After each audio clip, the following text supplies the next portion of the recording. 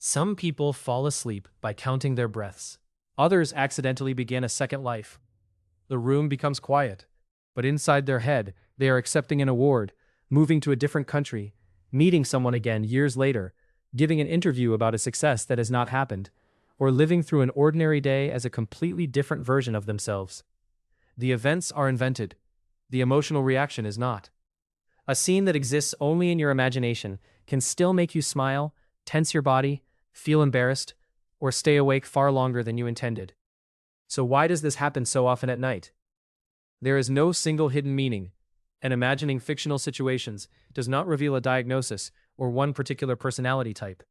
But the habit can tell us something about how the mind processes attention, possibility, emotion, and identity. Throughout the day, your attention is repeatedly anchored to the outside world. Someone speaks to you, a notification appears, a task demands an answer, traffic changes, music plays, another person enters the room. At bedtime, many of those anchors disappear at once.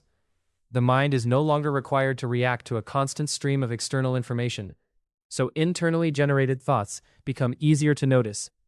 This is why an idea that barely registered at 3 in the afternoon can suddenly feel enormous at midnight. The thought may not be new. It has simply become louder because everything competing with it has gone quiet.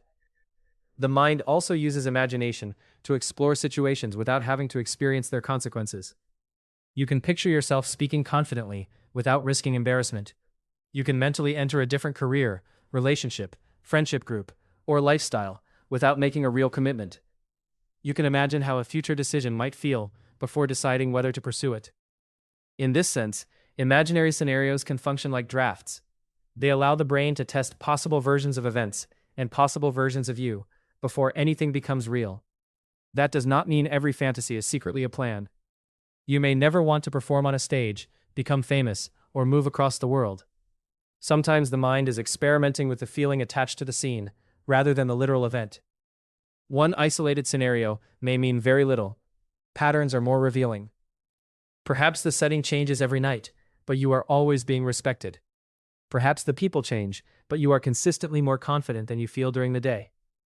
Perhaps every imagined future gives you independence, safety, recognition, or freedom from having to explain yourself. This does not prove that something is missing from your life. It shows that the theme has psychological importance. The mind naturally returns to material that feels relevant, uncertain, emotionally charged, or personally meaningful. That relevance can come from hope just as easily as pain. A repeated scenario might reflect an ambition, a fear, an unresolved decision, a private value, or simple curiosity about who you could become. Imaginary scenes can also affect how you feel in the present. A comforting future can reduce loneliness for a few minutes. A confident version of yourself can provide relief after a socially difficult day. A detailed success story can restore motivation when real progress feels slow. Even a completely unrealistic situation can create a temporary sense of control. This is one reason the habit can become so absorbing.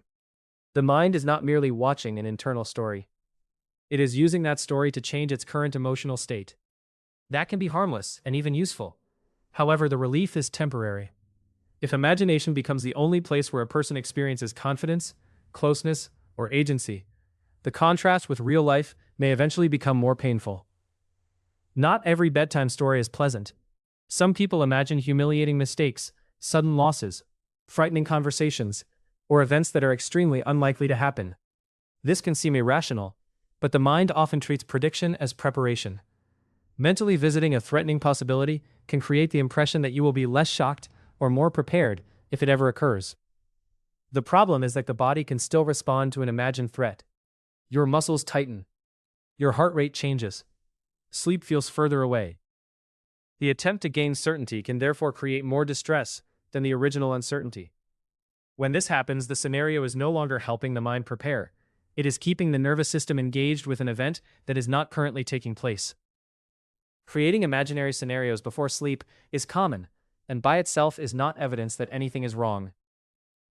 The more useful question is what effect the habit has on your life. Does it last a few minutes and help you settle? Or does it repeatedly delay sleep? Can you stop when you choose to?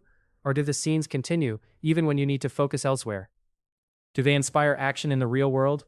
Or do they make real experiences feel dull by comparison?